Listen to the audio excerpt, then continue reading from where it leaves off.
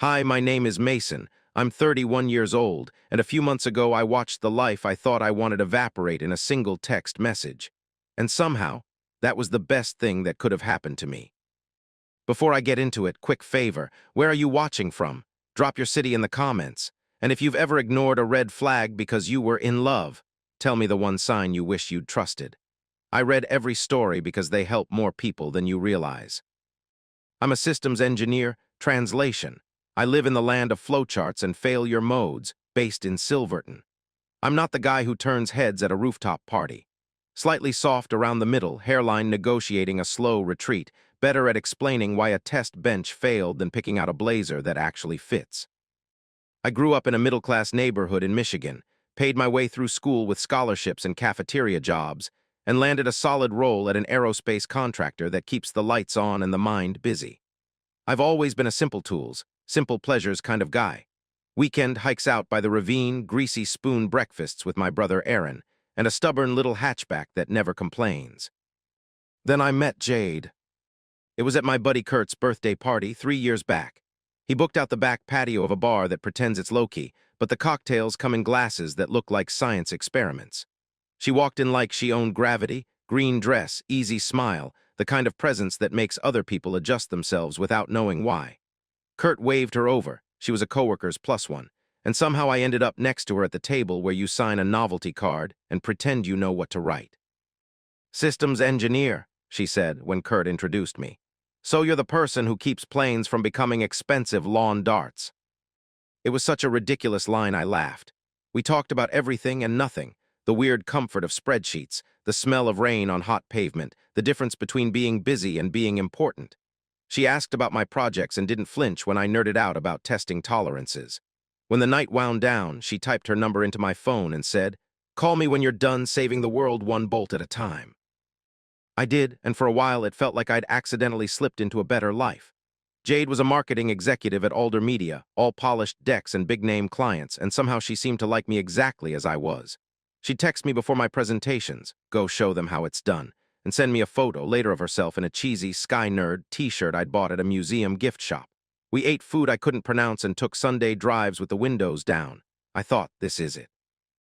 This is what people mean when they say they found their person.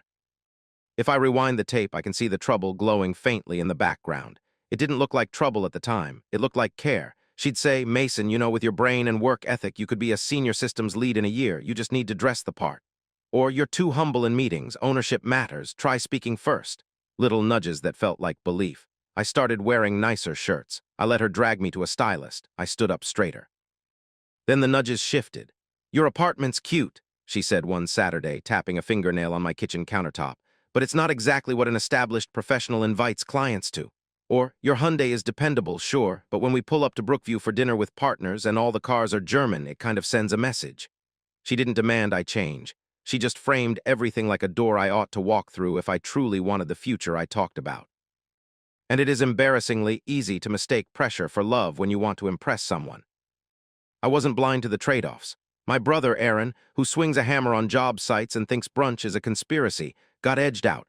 Not by declaration, just by logistics, events not his scene, conversations where he'd be bored, dress codes he'd hate.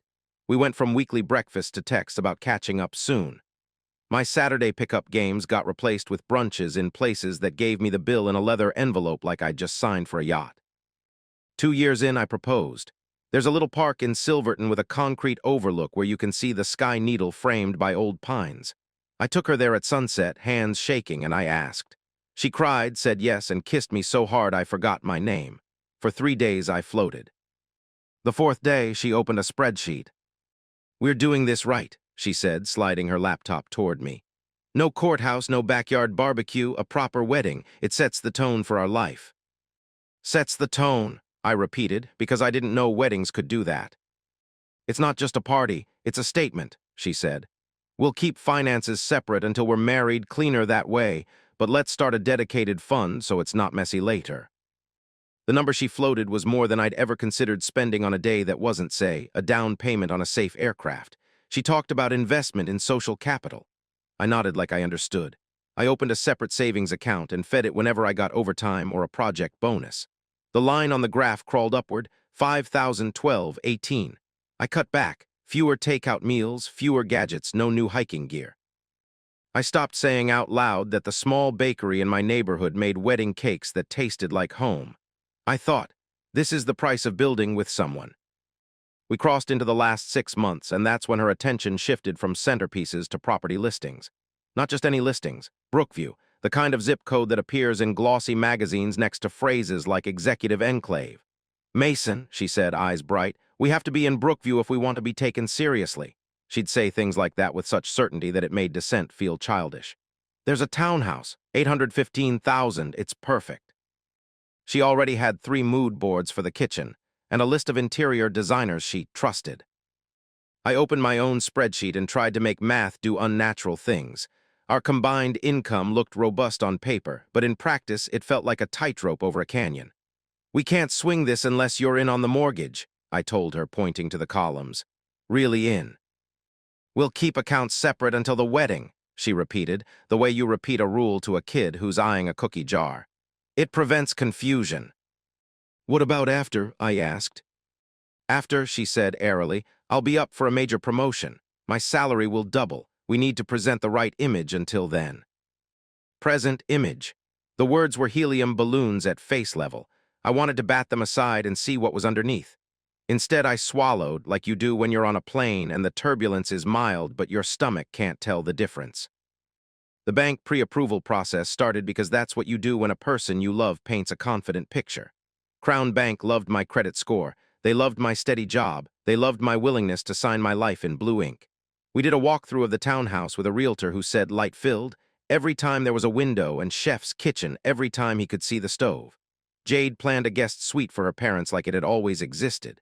They'll have a private bath. We'll do a warm, neutral palette. I kept telling myself there was a longer view. The wedding fund ticked up to $21,800. I bought dress shoes that hurt my feet. We tasted food at a venue that used the word curate so often it started to sound like a marinade. When I felt my chest tighten, I called it growing pains. One night I sat at my tiny dining table with my laptop and did what I should have done months earlier. I built a real budget, not the aspirational kind, the ugly one. Mortgage, insurance, wedding, utilities, taxes, food that isn't ramen, emergencies that don't politely wait their turn. The numbers looked like a joke that forgot to land. I took a screenshot and texted it to Jade, then asked if we could talk. She swept into my apartment with the energy of a person arriving at a meeting she expects to dominate. I showed her the spreadsheet and said, I want this to work, but the math says we need to adjust. She stared at the columns like they were rude. We're not moving to some random neighborhood, she said. Brookview matters, it's proximity, it's who your neighbors are, it's the opportunities that come from being in the room. I'm not arguing for a cardboard box, I said, trying to keep my voice level. I'm saying I can't carry this alone. I told you, she said, I'm handling vendors and honeymoon planning. Then, as if that closed the case, she added, and once we're married, the promotion changes everything. The promotion was news to me. I wanted to ask for details, title, salary band, timeline, but it felt like arguing with a weather forecast. If you're wrong, you sound negative. If you're right, you're a downer. I nodded because love wears a lot of costumes, and one of them is denial. We kept going. Open houses, decor that cost more than my first car, dinners in Brookview where Jade would introduce me as my fiancé, the systems guy, like I was both trophy and trivia. I learned to laugh on cue. I learned to keep my brother and my old friends out of the conversation because the eye rolls weren't worth it. I learned to go quiet when she talked about curating a circle. And then came the text. I remember the exact moment, like a photograph burned into film. I was in line at Quick Mart with pizza rolls, trash bags that smelled like citrus, and 2 energy drinks because a deadline was eating my week. My phone buzzed with her name. I expected a question about a florist or a can you swing by Brookview after work. 8 words instead. Wedding's off, expect a call from my lawyer. Period at the end like an executive summary. No hello, no reason, not even my name. There's a speed at which your brain can process data, and then there's the speed at which your heart registers a hit. The gap is long enough for a cashier to say next twice, and for you to apologize without realizing you apologized. I paid. I walked to my car. I put the bag on the passenger seat and sat there with both hands on the wheel and every part of my body pretending to drive while the rest of me floated. I didn't cry, I didn't scream. I didn't even text back the thing I would have thought I'd text, which is 1,000 questions that boil down to why am I not enough? I stared until the screen went black, then unlocked it and stared again like maybe I'd misread. I typed, understood. Then I put the phone face down because if I looked any longer, I was going to fracture. Here's the thing about working in systems. When a component fails, your instinct is to isolate it, remove it from the loop, and prevent a cascade. Sitting in that parking lot, a quieter voice than the panic in my chest said, "You are not required to keep powering a circuit that just blew up on purpose." Mortgage application was still in review. We were in that weird middle space where you've signed some things and not others, where the bank's emails start with almost there, and the realtor's voice starts to carry a future you can't see. I opened the Crown Bank portal on my phone. I don't know if you've ever withdrawn from a giant life decision with your thumb, but it's 3 taps, a confirmation checkbox, and a button that asks if you're sure. The system popped up a warning about timelines. I checked the box. I hit the button. The silence afterward was different, not empty, open. I drove home slow because I'd just removed a 1,000-pound weight from a shelf over my head and I wasn't sure what would fall with it. My apartment looked like it always does, succulent dying of neglect, stack of mail I kept meaning to sort, the dent on the couch where I always sit. But it felt like I was visiting it for the first time.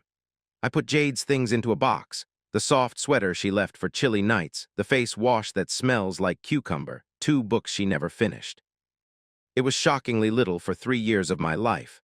I realized how often we'd spent time at her place because it was nicer, and how that convenience had become a moat around what I used to call home. I called Aaron. We hadn't talked properly in weeks. "You free?" I asked. "I can be," he said. "What's up?" "She ended it," I said. The words felt flat and true. "By text." There was a long breath on the line.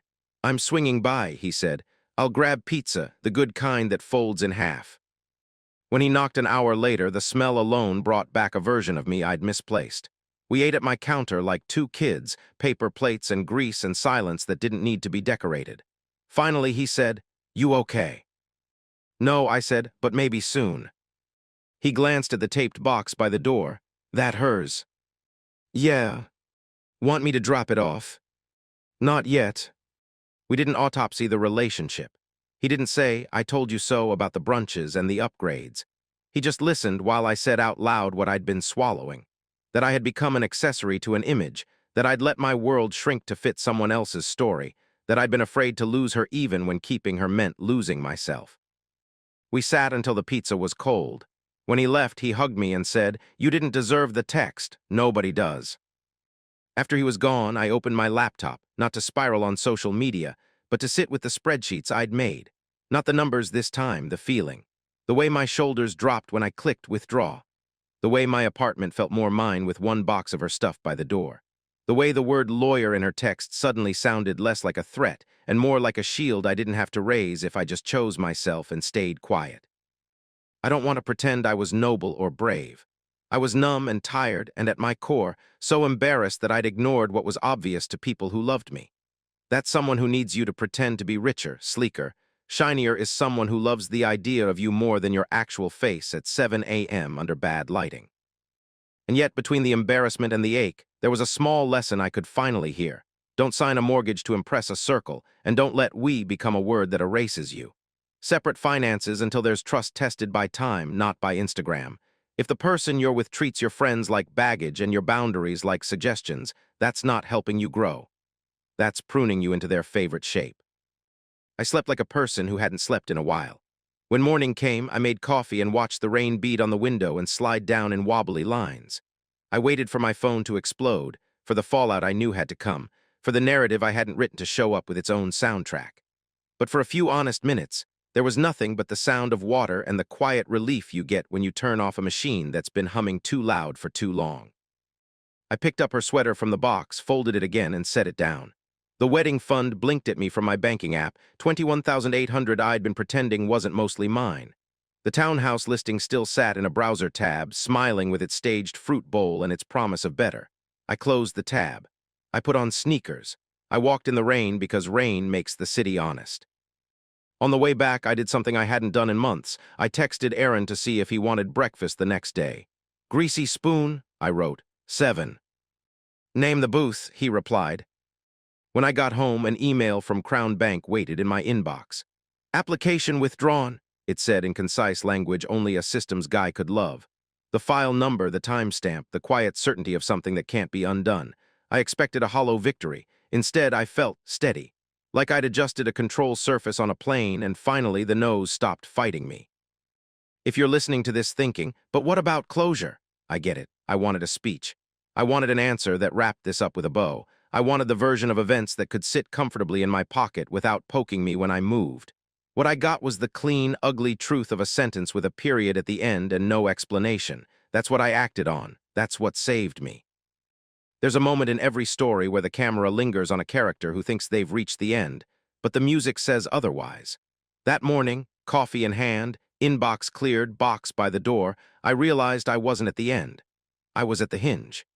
The text that ended my engagement was also the first time in months I'd been handed a decision that didn't require anyone else's approval. I chose me. The rest, as they say, started choosing itself. And if you've ever been in a room that felt sleek and bright and wrong, let this be your little nudge from a stranger.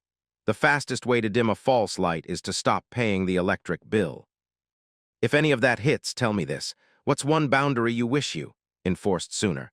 Or if you're in the thick of it right now, what's one small thing you can choose today that makes your life more yours? I ask because someone else will read your comment and realize they're allowed to choose too. I didn't know it yet, but pulling that one thread, the mortgage was going to unravel more than a set of plans on a Pinterest board. It was going to tug at a whole costume. For the moment, though, I stood in my kitchen, listening to the rain and let the silence be proof that I could survive the quiet. I could even learn to like it. The day after I pulled the mortgage, I learned that silence has a shape. It's wide and bright in the morning, when the coffee steam fogs the window and the city hasn't decided what kind of day it wants to be. It narrows around noon, when your inbox refreshes and you brace for something with your name on it. And by evening it presses against your ribs, daring you to think the worst. The first sound that broke it was Jade. It was a voicemail from a number that looked like it was generated by a machine that eats other numbers for breakfast. A woman's voice, measured and polite in that way that tells you she bills by the 6-minute block, said she represented Jade and urgently requested a return call regarding my unilateral mortgage withdrawal and its potential implications. I played it twice. The second time I noticed the part where she emphasized unilateral, like she was setting a stage for an audience I couldn't see. I didn't call back. I forwarded the transcript to myself and closed my laptop like I was lowering a lid on a boiling pot. The quiet swelled again. I let it. By late afternoon, the story started walking on its own legs. Kurt called, and I answered on the first ring. He's not a panic guy, which is why his voice being tight made my shoulders go up. "Hey," he said, "you okay to talk?"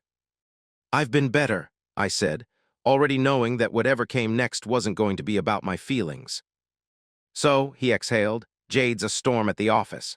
People heard you killed the Brookview deal. She's telling different versions depending on who's listening. To some folks it was mutual, to others you blindsided her. And there's this third version where you're vindictive." "Vindictive," I repeated, because sometimes if you say a word out loud it stops pretending to be a fact. "What else?" "She ordered custom furniture," he said. "Like a lot, told people they should start house hunting in the same area, and now she's saying your mortgage pull was financial abuse." I laughed. I know that's not the correct response to hearing a phrase that heavy, but it just came out of me like the air does when someone punches your gut. "She's the one who ended it by text," I said. "I won't buy a house with someone who announces a breakup like a calendar alert." Kurt hesitated. "I get it. For what it's worth, people who actually know you aren't buying her versions. But Mason, she's good at rooms. Narratives bend around her, just keep your receipts." It wasn't the advice I expected from a friend who watched me shovel wings into my face for 3 years, but it was the right one. Keep your receipts, not just the financial kind. The texts you rationalized, the comments you shrugged off, the timelines you let slide because love is a generous editor. That night I made pasta I didn't want and stared at it until it got cold in a congealed way that made me think of the word decision. I opened my photo roll and started scrolling backward like I was dragging my finger down the spine of a book. There we were at the Alder Media Gala, me in a suit I had to Google how to hem, Jade on the edge of a laugh she could turn on and off like a desk lamp. There we were at a restaurant that served a salad made of things I'd usually throw away. There she was in my apartment, standing in the 3 feet of sunlight my window allows at 5 p.m., holding up a paint swatch and asking if I considered grayish a personality. The pictures were pretty. I didn't recognize my posture. I didn't have to wait long for the universe to stop nudging and start speaking plainly. The next morning, Aaron called. We're not speech-length voicemail brothers. We're 2 words I'm outside brothers, which is why the sentence he used to open was a new one. I've got something, he said. Okay, I said and braced. You remember the renovation job I did a couple months back at Crescent Heights?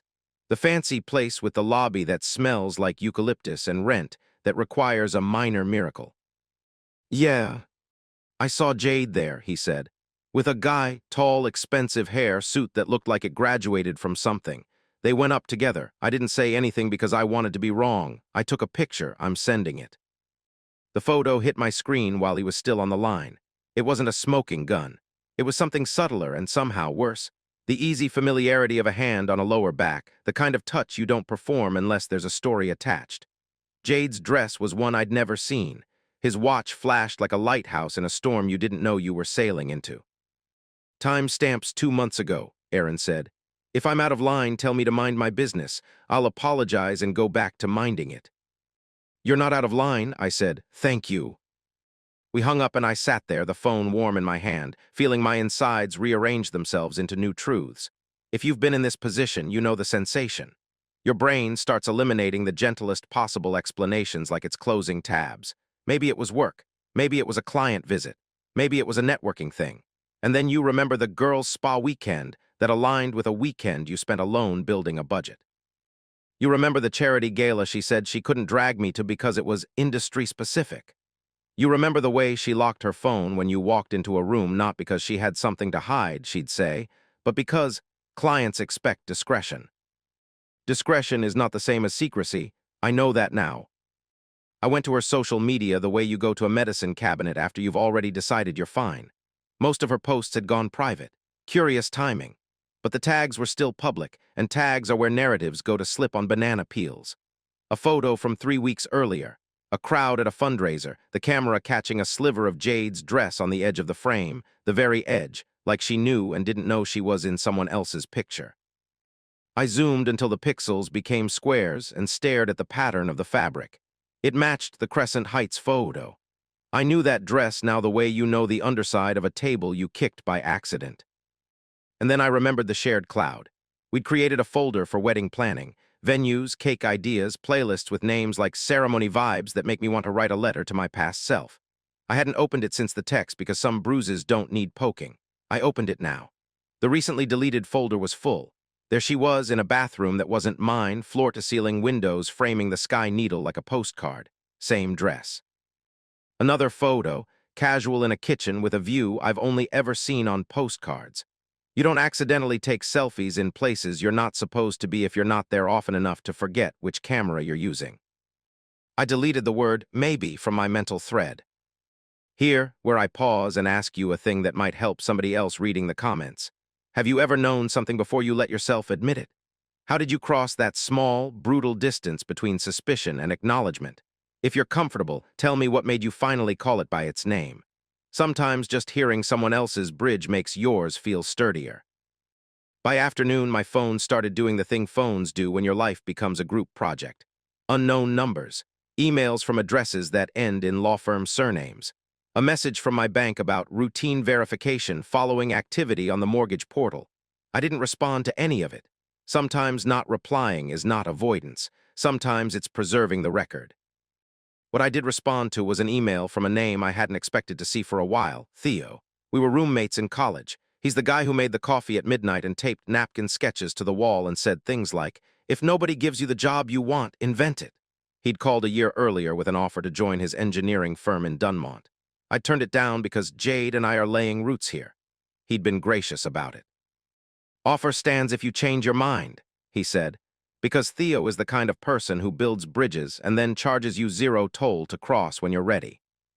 I wrote, "Hey, any chance the conversation we had last year is a conversation we can have again?" His reply was immediate, "You free in 10. We jumped on a video call. He looked exactly the same, which is to say older and more alive. "I was wondering when you'd call," he said, not unkindly. "What's new?" "Short version," I said. I just avoided buying a house I couldn't afford with a person I couldn't trust. He didn't flinch. I'm sorry. Also, I'm glad. Want to talk about work you'll love and a city that doesn't demand you prove yourself every time you cross a street. He laid it out, a lead systems role on projects that sounded like the kind of puzzles that make your brain feel like a well-tuned engine, a team that actually took weekends off, mountains an hour away that didn't require you to share the trail with 3,000 people. The salary made me blink. There was relocation support. There was a start date I could choose. You turned this down for a party circuit, he said, shaking his head. No judgment, okay, slight judgment. I turned it down because I thought the life I was in could stretch to fit me, I said. Turns out it was tailored for someone else. You ready to prioritize your name on your own calendar? He asked. It's a different kind of busy. I felt something in my chest unclench. Yes, I said, I am. We didn't talk long. We didn't need to. I got off the call and realized my apartment looked different again. Not because anything in it had changed, but because the air had. The future I'd been sold had been loaded with incentives that didn't actually pay out to me. The future Theo described didn't come with a roadmap or a staged fruit bowl. It came with the quiet I'd started to crave. There's a practical part of this story, too, and if you're the kind of person who hates when people skip the logistics, this part is for you. I pulled up my budget and made a new tab labeled Dunmont. I ran the math like a person who understands that feelings are real and also rent is real. What I saw was a path, not an easy one, but mine. And that distinction matters. Money is not love, it is not proof, it is a tool. If you learn to see it that way, people who treat you like an ATM lose interest real fast. That night after I told Aaron about the Dunmont offer and he said the thing that made me laugh harder than I'd laughed in days. Guess who's great at lifting furniture and hates Brookview? I did the petty human thing you're not supposed to admit out loud. I checked Jade's stories. They were still private. But a mutual acquaintance had reposted a boomerang from a rooftop, and in the split-second loop you could see the silhouette of the expensive hair guy beside her, head turned toward someone else, smile in profile. The caption said Rivermark Afterparty with a gold sparkle that made my teeth hurt. The name clicked like a combination I'd been spinning with the wrong wrist, Rivermark Capital. She said it before, big client, huge expectations. She rolled her eyes and talked about impossible deadlines and a managing director who thinks he invented money. She said his first name once, Rory, in the way people say names they've been repeating in their head. I don't believe in torture by detail. I didn't scroll until my thumbs ached. I didn't call anyone. I didn't screenshot like a scavenger. I noted the alignment of things I'd ignored and put my phone down. There's a difference between gathering evidence and feeding obsession. One helps you make clean choices. The other builds a house you don't want to live in. A lesson I wrote on a sticky note and stuck to my fridge. If you need to snoop to feel safe, you're not safe. Find a way out, not a better hiding place. The calls from unknown numbers kept coming the next day. Voicemails stacked. The tone in them shifted, first authoritative, then measured, then the kind of friendly that feels like a hand hovering near your wallet. I created a folder labeled Counsel and dropped the audio files in, each with the date and time. I still didn't respond. I wasn't playing the game she knew how to win. When you don't join a performance, the stage lights eventually feel silly, shining on empty space. Kurt texted me updates I didn't ask for but appreciated. She's spinning, man. HR pulled her for a private chat after a meeting blew up. People are reconsidering. I thought of every time she'd introduced me as my fiancé, the systems guy, and how rooms had tilted toward her like she had her own gravity. Gravity is fair until it is. It keeps you on the ground. It drops things that need dropping. In the afternoon, my door buzzer startled me. I checked the screen and saw a man I'd met twice and never actually spoken to. Jade's dad. Mr. Carter. He's the kind of guy who can make a compliment feel like a negotiation. I let him in because some stories deserve to be looked at without a pane of glass between you. He held his hat in his hands, which I didn't know men actually did outside of movies. Mason, he said, not in the tone he'd used at dinners when I was being evaluated, but in the tone people use when they've been woken up by a sound they can't place. May I? He stood inside my door looking like he'd taken the wrong train and rode it to the end of the line on purpose. I don't know exactly what's happened, he said. I know what Jade is saying, and I know what the bank is saying, and none of it adds up to a thing I can believe. She ended it by text, I said, because sometimes the simple version is the only version that matters.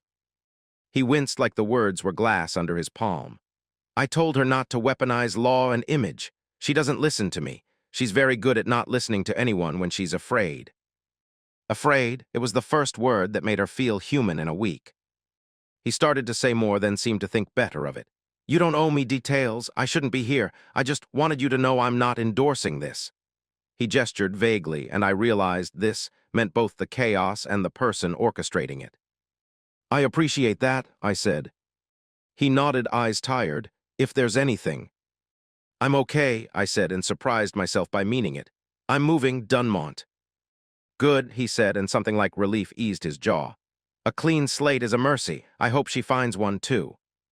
After he left, I sat on the floor, back against the cabinet, and let the conversation settle. You think clarity will arrive with trumpets. It doesn't. It arrives like a knocked-over glass that stops rolling. You look at it and think, ah, there it is. I started making the concrete moves that turn intention into reality. I gave my landlord notice. I rated everything I owned on a scale of matters to belongs to the costume. The expensive watch stayed in its box, ready for the second-hand store. The sci-fi paperbacks I'd hidden in a closet because they were Brookview enough went into a carry-on like heads of state. I emailed HR to ask about remote transition protocols and surprised myself by not caring if the reply was friendly. I booked a flight to Dunmont for the following week to scout neighborhoods. I texted Aaron that we'd better start lifting heavy things soon. He sent back a flexing arm and the words, "Brute Squad reporting." In the quiet that followed, I tried to write down what I was learning in language future me would recognize in case I ever needed it again. You can love someone and still be wrong for each other. You can be generous without being a doormat. Boundaries are not punishments. They're instructions on how to be in your life. And this one, which I wish I could hand to my younger self like a flashlight, if a partner constantly argues for optics over honesty, it's not ambition. It's theater. Don't sign a lease on a stage. That evening, as if the universe wanted to prove it has a sense of timing, a message arrived from a name I didn't recognize. Not a spammy handle. A real name. It was short. It said we should talk. It said he didn't want to be part of whatever game Jade was playing. It was signed Rory. I stared at it until the letters blurred and then came back into focus. I didn't answer right away. Not because I wasn't curious, but because curiosity can lead you into rooms you don't know how to leave. I took a breath. I put the phone down. I made tea like a 90-year-old woman who decides heart rate isn't a hobby. I picked the phone back up and typed. About what? The 3 dots appeared, then vanished, then appeared again. And in that silly flicker, I felt the shape of the next part of the story assemble itself. There is a special kind of relief in realizing that the truth doesn't require your permission to exist. It just waits for you to stop pretending you can rewrite it with better adjectives. Before I tell you what he said, I want to leave you with a question that might help someone who's standing where I stood, that shaky spot between knowing and acting. If you're there, what would make it safer to choose yourself? Is it a friend you can call and say, please don't try to fix it, just sit with me? Is it a number you haven't dialed because you don't want to look like you're overreacting, even though your gut knows you're underreacting? Put that in the comments if you want. Sometimes nomming a lifeline out loud makes it show up faster when you need to reach. The message from Rory pinged again. I read it twice, then a third time. I felt the kind of calm you feel when a riddle you've been struggling with suddenly slips and clicks into place. The silence of the last couple days changed shape once more. It wasn't the absence of sound anymore. It was the space you get to cross when you stop arguing with the evidence and start walking toward your own life. Rory's first message was short enough to fit on a sticky note, but it changed the shape of everything I thought I knew. We met the next morning at a coffee shop downtown with concrete floors and plants in jars that looked like science experiments. He walked in wearing the kind of jacket that says, successful without trying, and for a second I hated him for being exactly the guy I'd imagined in every worst-case scenario. Then he took off his sunglasses, and I saw that he looked tired in the way people look when they've been running 2 races at once and losing both.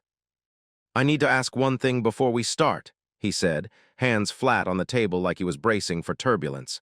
When did you and Jade actually break up? 4 days ago, I said, by text. He exhaled like the room had been too small. She told me it was months ago, he said.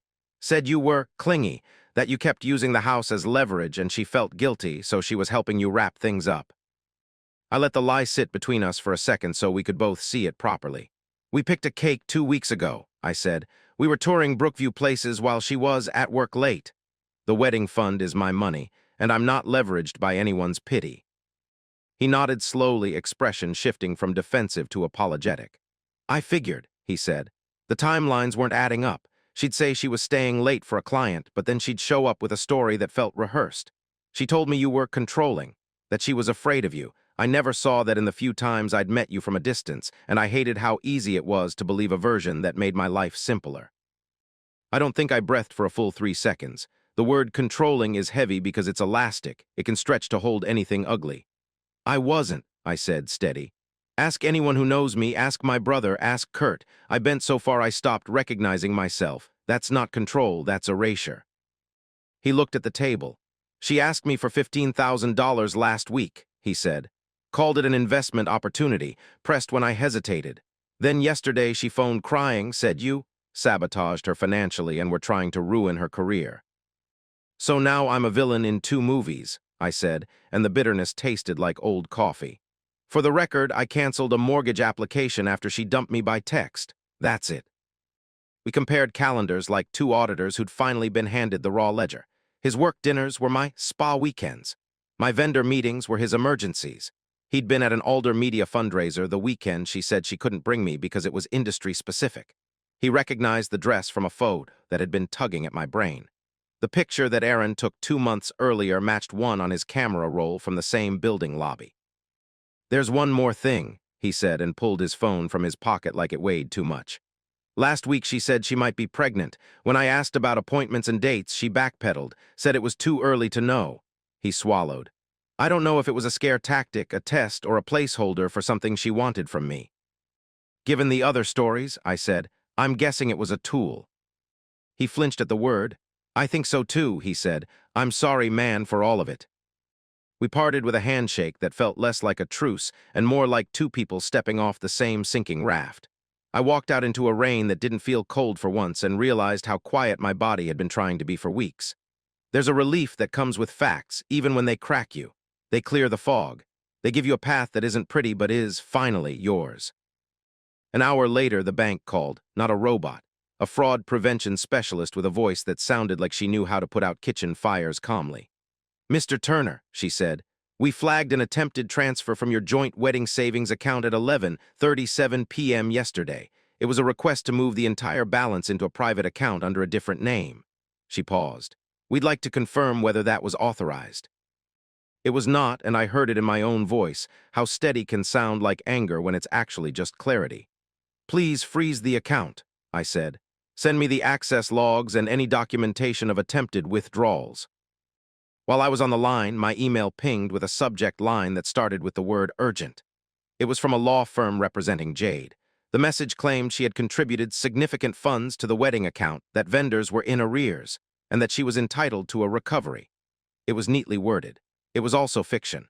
I had every deposit record. Her name appeared nowhere except as a joint label applied after she insisted we keep finances clean until the wedding. Clean, like a crime scene scrubbed free of prints. I did the least romantic thing I have ever done in my life. I hired a lawyer. Her name was Sienna Lowell, and if you ever find yourself drowning in a mess that came wrapped as love, I hope you find your own version of her. She didn't gasp at my story. She didn't clutch pearls or throw gasoline. She asked for documents. She looked at timestamps. She asked, "What do you want?" Like we were building a plan, not composing a speech. "To keep what's mine," I said. "To stop the lies, to move on." She nodded. "Then we do those things in that order." Sienna wrote a letter so clean it could cut. It laid out the bank statements proving the wedding account came solely from my income. It included the fraud notice from the withdrawal attempt, with a timestamp that would later matter. It requested that all communication go through her office. It informed Jade's attorney, Rhea Gaines, that defamation via repeated false claims of abuse or financial misconduct would be met with the kind of response that has numbers and an official seal. Also, she said, her tone softening in a way that felt like medicine rather than comfort, no more direct contact. No late-night text drafts you'll regret. If she wants something, it comes to me. I didn't trust myself yet, so I set my phone to bounce unknown numbers straight to voicemail and created a folder for anything that arrived with a signature block. If you've been through this, you know how tempting it is to defend yourself to everyone simultaneously. It's a bonfire that looks like warmth and turns out to be smoke. Sienna's system felt boring, which was the point. Boredom is underrated when you've been living in performative crisis. The next 48 hours were a lesson in how quickly a persona can fray when the scaffolding gets kicked out. My phone filled with third-party opinions delivered like care packages with ticking sounds inside. A colleague of Jade's messaged to say she was devastated but brave. Another said she was telling people we'd mutually decided to part ways, but that I'd changed my mind and was lashing out. A third echoed the word Rory had warned me about, controlling.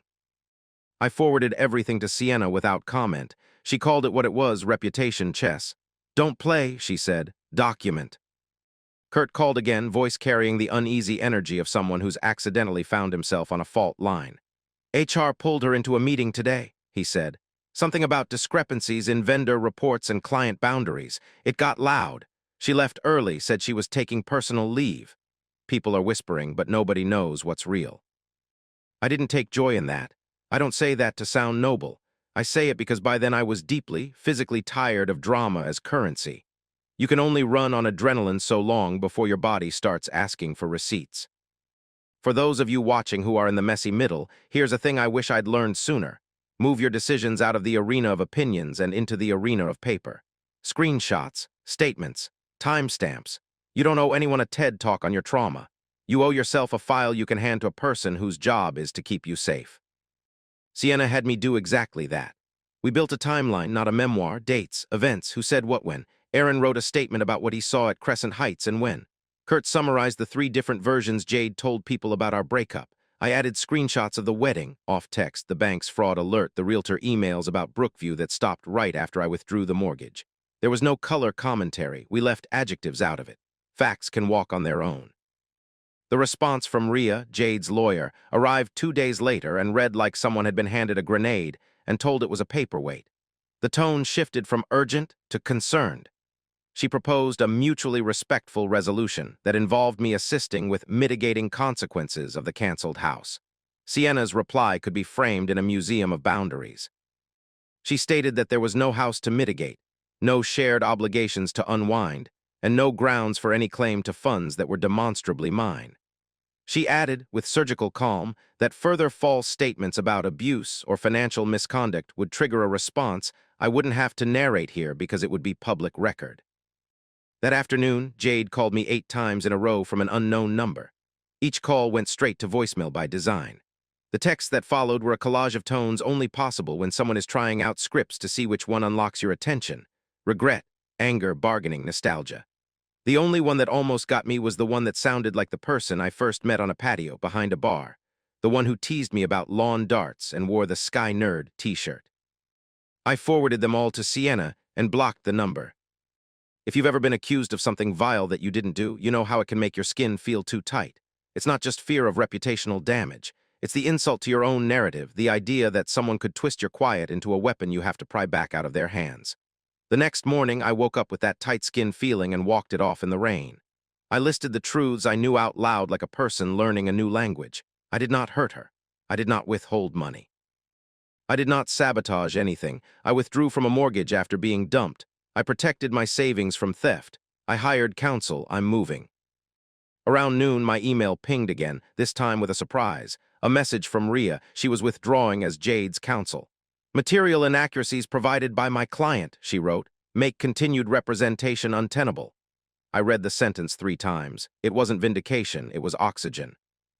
Kurt called an hour later. She cleared her desk, he said. No one knows if it's a leave, a suspension, or her choice. People are pretending not to know why, which is how you know everyone knows. I said nothing for a long time. In the silence, I realized 2 things at once. First, that I had been bracing for a fight that might never come because facts were doing the work. Second, that bracing itself is exhausting. If you're in the comments right now holding yourself like armor, here's a question for you. What would you do tomorrow if you stopped guarding the door for 1 hour? Who would you call? What piece of paperwork would you file? Which account would you protect? Sometimes the bravest move isn't a confrontation. It's a form you fill out. That evening, Sienna called with a tone I hadn't heard yet, light, almost amused. Gaines stepped back, she said. I also got a call from Alder's legal department requesting a copy of any letters referencing defamatory statements. I told them those are private, but I can confirm we're addressing false claims. Translation, they're connecting dots internally. What do I do now? I asked, surprised at the way the question came out like a kid asking for homework. You pack, she said. You live. If they reach out with a real apology and restitution, we'll read it. If not, we won't. You don't need a courtroom to validate a boundary. You already set one. I spent the next day moving my life forward in small, ungorgeous ways. I sold the watch Jade had insisted I needed for client meetings. The buyer counted cash with the seriousness of a banker and left with a smile I didn't envy. I boxed up the last of my Brookview costume, the coffee table book about interiors I never opened, the shoes that pinched my feet, the blazer that fit like a yes I didn't mean. I donated the lot. I kept the things that mattered, the old camera Aaron and I used on camping trips, the beat-up mug that says systems keep us honest, the stack of paperbacks that had been exiled to a closet because they were juvenile. We are all a little juvenile if we're lucky. In the middle of wrapping a plate in newspaper, my phone vibrated with a number I recognized from the coffee shop. Rory. I considered letting it go to voicemail and then decided that avoidance wasn't the same as peace. Hey, he said. Just wanted you to know she called me too, apologized, said she's getting help and asked me not to share anything with HR at Alder or my firm. I told her I wouldn't lie for anyone. I think I'm done being part of someone else's story that way. Me too, I said, and realized I meant it in a way that went beyond Jade. I was done being an accessory to an image, not just her image, but any image that required me to stand in a corner and hold a prop while someone performed success. After we hung up, I wrote another note to myself because apparently that's my thing now. It said, when someone shows you their relationship to truth, believe them, then set your own. In the days that followed, the noise didn't stop, but it changed frequency. Instead of accusations, there were messages from people at Alder who suddenly remembered to apologize for snide comments they'd made at parties about my car or my neighborhood. The apology isn't the point. The point is recognizing how many of us perform for rooms that don't love us. If that's you, here's your prompt. Where in your life are you auditioning for approval you don't actually respect? If you're brave enough to answer, you'll help someone else call their bluff faster than I did. A letter arrived from Sienna's office with the kind of language that makes me grateful for people who go to law school. It summarized the evidence, the attempted withdrawal, the withdrawn representation, the narrative shifts. It was a file I could have put on a shelf and pointed to if anyone ever asked me why I left. I hope I never have to show it to anyone. The most powerful documents are the ones that make their own use unnecessary. On my last evening before a quick scouting trip to Dunmont, I walked by the river with Aaron. We didn't talk about Jade.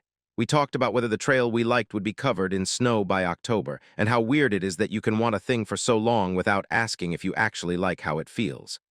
Then he bumped my shoulder with his and said, "You know what I like? This version of you, the one who takes up space in his own life." Me too, I said. I didn't know I missed him. Back at my apartment, I did one last sweep.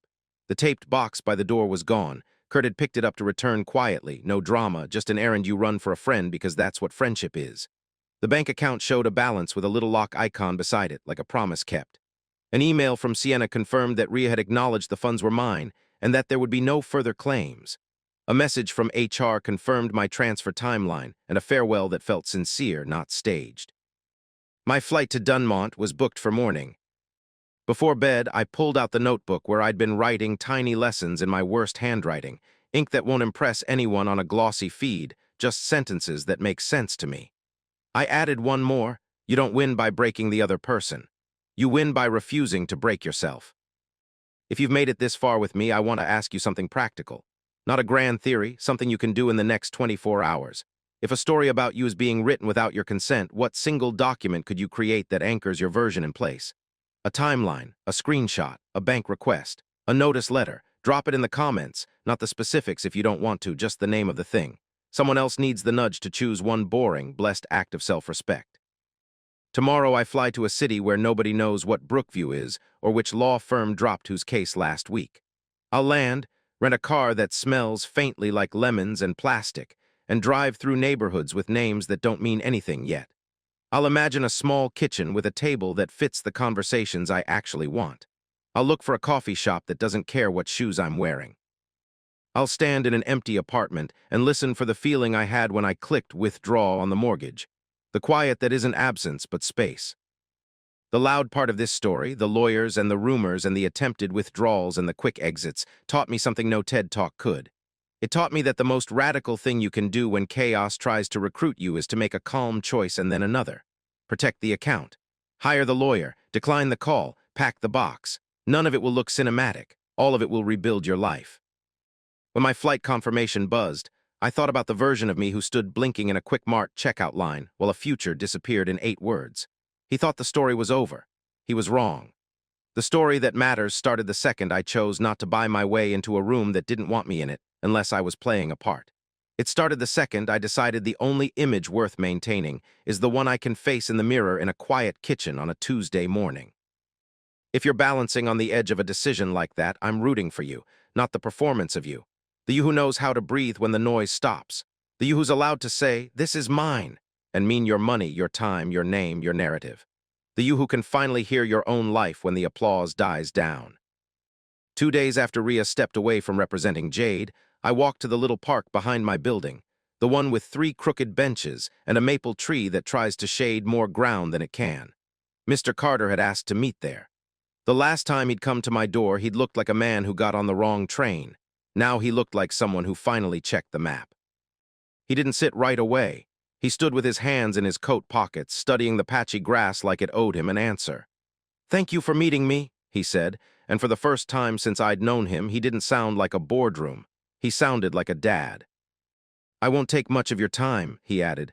"I owe you an apology, several actually." I didn't say anything. Some apologies don't need a handhold, they need space. "Jade is not well," he said carefully, as if the words might break their own legs on the way out. "She's agreed to enter a residential program out near the coast. It's not a PR move, it's overdue." He swallowed and forced a small smile that didn't quite land. "There's no excuse for the way she's treated you. I raised her to believe that image is only useful if it is honest. Somewhere along the way, that lesson got translated into something else." He held out an envelope, heavy, thick paper. New money smells like paper and ink and the rubber band they keep it under. "It won't balance what can't be balanced," he said, "but it covers the vendor deposits you lost plus the moving costs you're about to shoulder. I won't insult you by calling it goodwill. It's accountability." Inside was a cashier's check for $4,320. Beside it, a note in Jade's handwriting, neat, controlled, unmistakable. "I'm sorry for the harm I caused. I'm getting help. You deserved better. Jay."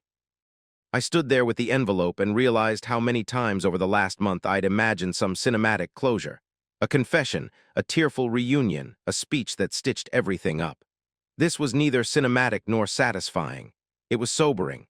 A line drawn with a straight edge where my heart had wanted a curve.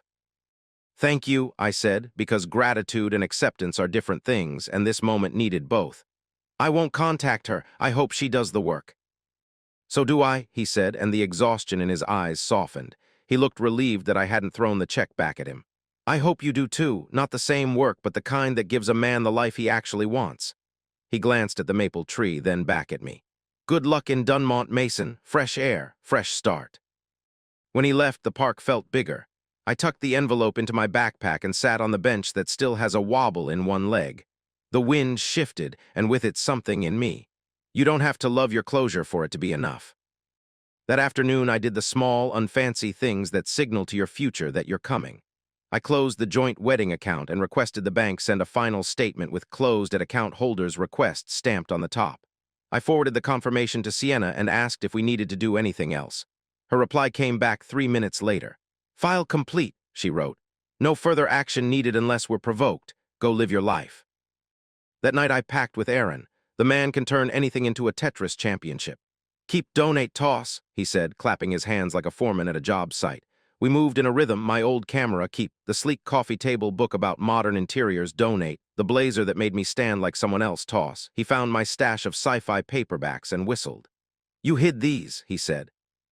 "They were too juvenile for Brookview," I said, and we both laughed in a way that felt like we were letting air out of something that should never have been inflated.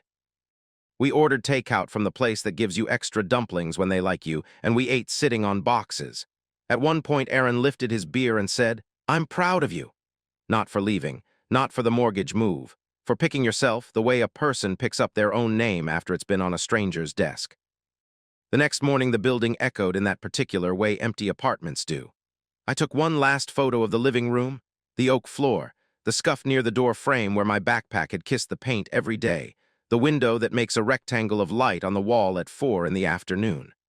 I left my keys in the envelope the landlord requested, balanced on the kitchen counter like a handshake. At the airport, I expected to feel triumphant. What I felt was human. Humans get tired and then they board anyway.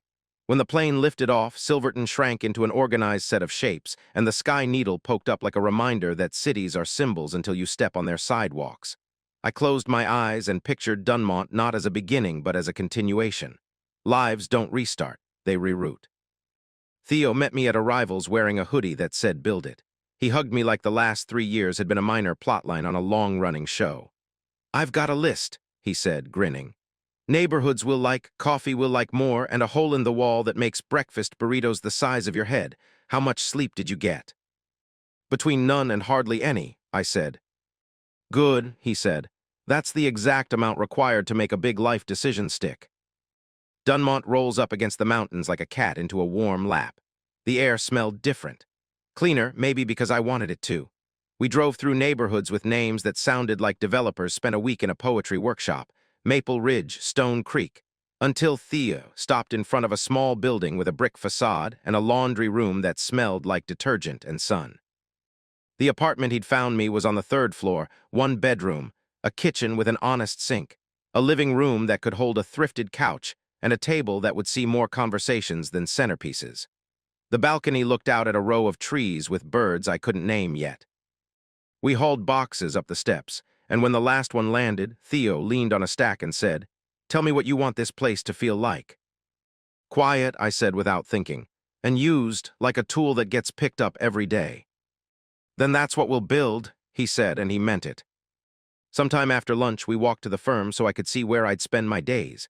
It figured that the building was ordinary from the outside and sturdy on the inside. Theo introduced me to a team of people who smiled with their eyes as much as their mouths. They asked me about failure modes and test rigs, not car brands or zip codes. On a whiteboard in the lab, someone had scrawled, "Systems keep us honest." I felt my shoulders settle in a way they hadn't, since Jade's first nudge disguised itself as care. We stood at a window, looking out at a neighborhood that didn't know me at all, and Theo said, "You ready for Monday?" "I've never been readier for a Monday," I said, and it came out as a truth, not a line. That first evening in Dunmont, I took a walk without headphones so the city could introduce itself. I passed a park with a basketball court where kids argued about whether a foul was a foul, and the argument sounded like joy. I found a grocery that sells the cheap coffee I actually like. I stopped at a diner with a neon sign that hums. The server called me "Hun" without making it weird. I ate at the counter next to a man wearing a jacket with his name stitched on it.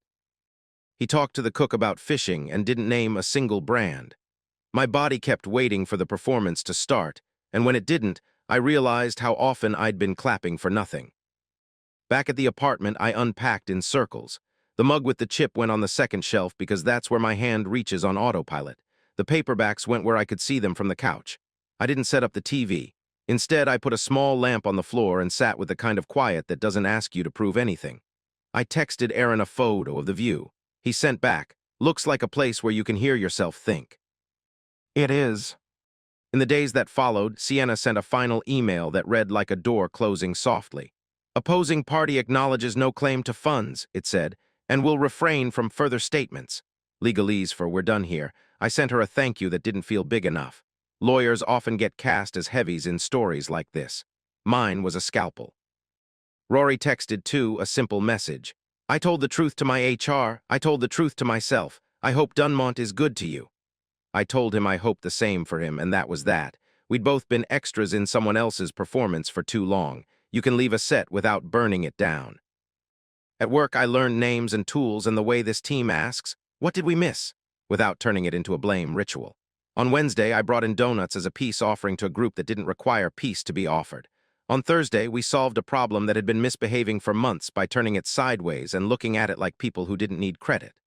On Friday, Theo slapped the whiteboard and shouted, "Lunch," and nobody pretended to be too important to go. I felt myself expand into a shape I recognized. If you're listening to this from a place that still smells like your past, here's a question I wish someone had asked me sooner. What does your life feel like when nobody's watching? If the answer makes you want to cry from relief, you're close to something true. If it makes you want to shut the door and sleep for a week, you might be living for a crowd that doesn't clap when it counts. The lessons crystallized as routines replaced rumination. Financially, never co-sign or co-borrow for optics. If someone insists a neighborhood matters more than a number, you're not talking about money, you're talking about status. Keep proof.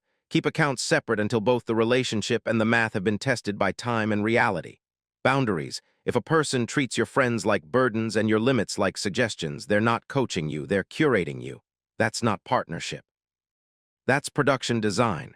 And morally, the one that took me years to translate, kindness without self-respect is just availability. On Saturday, Aaron flew in for the weekend. He walked off the plane carrying a tool bag like customs had cleared him for demolition. We spent the day hunting for furniture that didn't care what my title was. We found a thrift store table with rings in the wood that told the truth about glasses that sweated on hot days. We lifted a couch up 3 flights of stairs and swore at it like sailors and then fell onto it, laughing until our ribs hurt.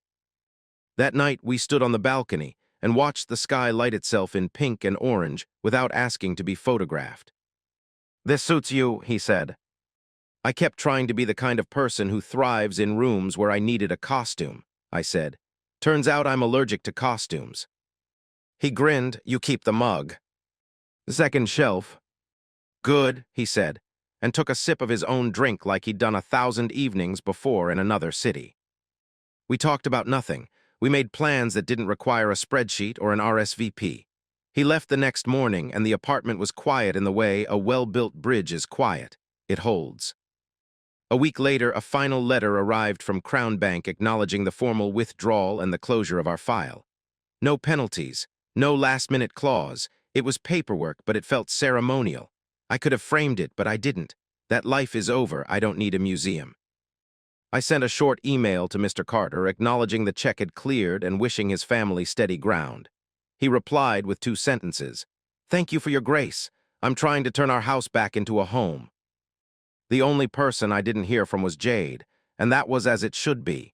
Some stories fade not because they're forgotten, but because they've finished what they came to teach you. The first really good day in Dunmont arrived quietly. I woke before my alarm. I brewed coffee that tasted like coffee instead of status. I read a few pages of an old paperback that still smells like the floor of my high school library. I walked to work on a route I didn't have to think about anymore. At lunch, Theo dragged me to the burrito place, and I ate an entire conversation's worth of salsa. On the way home, I stopped at a hardware store to buy hooks for the mugs. The owner asked me about my weekend plans like we'd known each other for months. That evening, I sat on the couch and realized I hadn't thought about Brookview all day. It had become what it always should have been for me, a dot on a map that doesn't require my money to exist.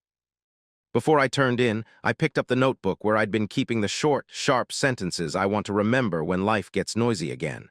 I added one more, the simplest of the bunch. The best revenge is a life you can't wait to wake up to.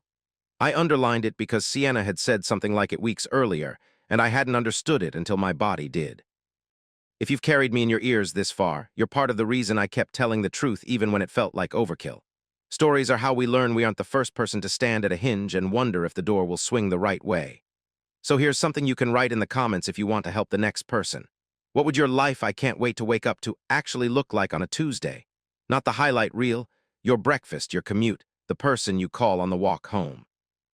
Nomming it makes it easier to move toward. I still have the envelope with Jade's note tucked in a file labeled closed. Not as a trophy. As a reminder that people are complicated and that punishment rarely cures what treatment might. I hope she does the work. I hope her rooms become places where the truth can sit without a spotlight. I hope mine always are. The other night I found myself back on a bench, new city, new park, same impulse. The maple here throws more shade, the bench doesn't wobble. A dad pushed his kid on a swing and counted the pushes in a voice that turned the air into something gentle. My phone buzzed with a message from Theo. "Sunrise hike tomorrow? Coffee after?" I typed yes without checking a calendar. There was a time not long ago when I would have been sitting on a different bench, rehearsing answers to questions I didn't want to be asked in rooms I didn't want to be in. Now I was planning what to pack for a trail at dawn. The difference is small until it is. The difference is a life. I walked home slowly. My apartment glowed like places do when you decide they're yours. I hung my keys on the hook we just installed and paused, the way you do when you realize that what you're feeling is peace. not the performance of it. The kind that hums quietly in your chest while the world goes on being loud. In the doorway to the kitchen, I caught my reflection in the microwave, of all glamorous things. Messy hair, tired eyes, a guy in sweatpants whose best features have never been visible in a photo. I raised my hand in a small, private salute to the version of me who was brave enough to choose a boring, blessed series of next right things. He's the hero of this story. He's also just a person eating leftover dumplings at midnight and looking forward to coffee in the morning. If there's a moral, it's not complicated. Love without honesty is theater. Ambition without numbers is costume. Dignity doesn't announce itself. It shows up in documents and decisions and the way your shoulders sit when you're alone. And if someone ever makes you feel like you have to buy a ticket to be worthy of a seat, it's not your room. Stand up, walk out, build your own. That's where you'll find me now. In a small kitchen in a city that didn't ask for my resume before it offered me a sunrise, writing down what I want on a Tuesday and then making it real. I hope you write yours, too. And if you already did, if you moved, if you said no, if you closed the account or kept the mug, tell me what changed. You never know whose hinge you might be helping to turn.